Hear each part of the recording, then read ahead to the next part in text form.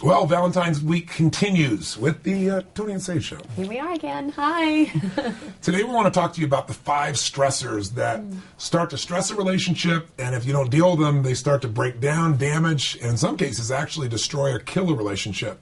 And they're little things, but they add up really quickly. So let's get right to it. The first one is loss of attraction. Now, you think about attraction, a lot of people say, well, that's not the basis of a relationship. But when you look at a relationship and you're talking about an intimate relationship, the only difference between an intimate relationship and a friendship is intimacy. And when that loss of attraction is there, when that energy, where you don't feel desired isn't there, it starts to affect the relationship.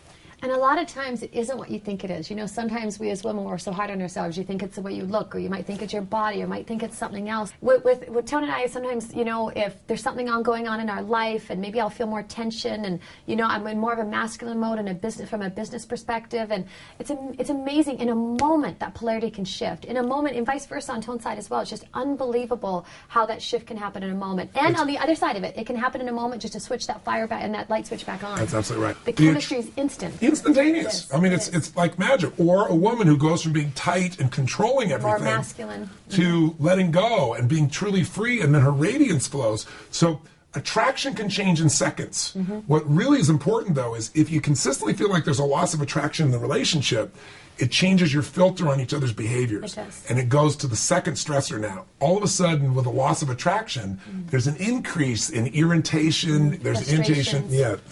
People start to get very often where they get emotionally stacked, like little things start to bug them.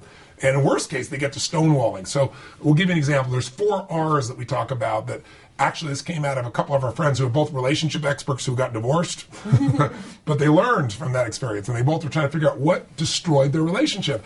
And they were sharing with us, and they said, well, the first thing is there's that initial resistance, you know, where somebody says something or somebody does something, your partner does it, and you're like, oh, you know, wish they wouldn't do that, but you don't say anything because you know, it's not appropriate to say anything. It's not that big a deal. But if you don't deal with the resistance level... And you don't, we always call it speaking the unspokens. If you don't speak the unspokens and you don't speak that resistance, then that resistance becomes the next, and it becomes a little bit deeper, which is the resentment. And all of these unspokens and the anchors and the stackings, they all go deeper. Yeah, and what happens when it starts to become a resentment, the way you kind of know that is you start going, why does he or why does she always have to tell that story? Or, you know, why is he always late or she always late? And why do we have to go through this? But you still don't necessarily say much at that stage. It's true, and you feel an emotion sometimes. You just wake up in the morning and feel a charge, and you don't even know where it came from. And it's just that built up, what it was, resistances that you didn't deal with. And by the way, the resistances may have just been your stuff. Absolutely. But the fact that you didn't come and say, gosh, honey, I know this is my stuff, but I was kind of reacting to this thing. It's not you, but I just want to tell you, I got to shift this, or would you help me with this? If you can just talk about it, it's different. But if you don't, that resistance turns into resentment. If that resentment isn't dealt with, it starts to show up as rejection. That's when somebody starts going, why do you always do that?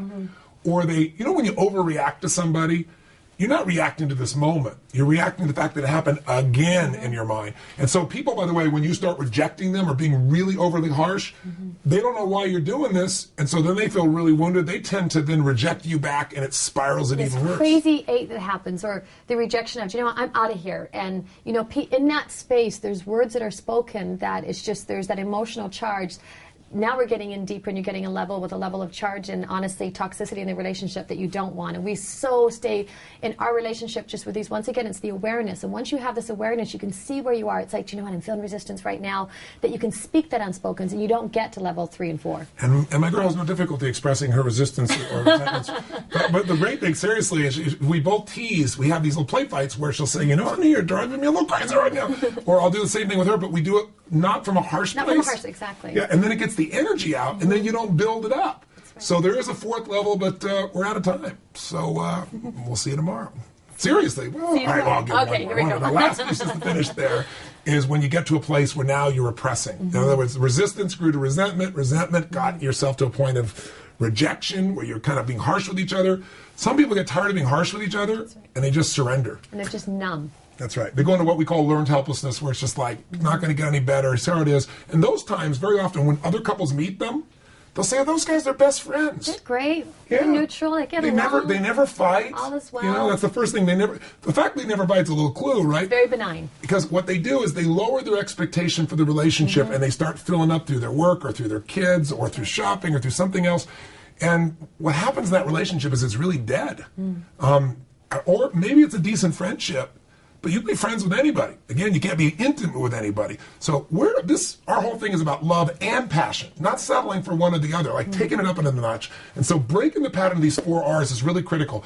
We're going to come back to step 3, or the 3rd, 4th, and 5th stressor, but we really will do that tomorrow. So join us back on the blog tomorrow. Till then, live with passion. See you tomorrow. Bye.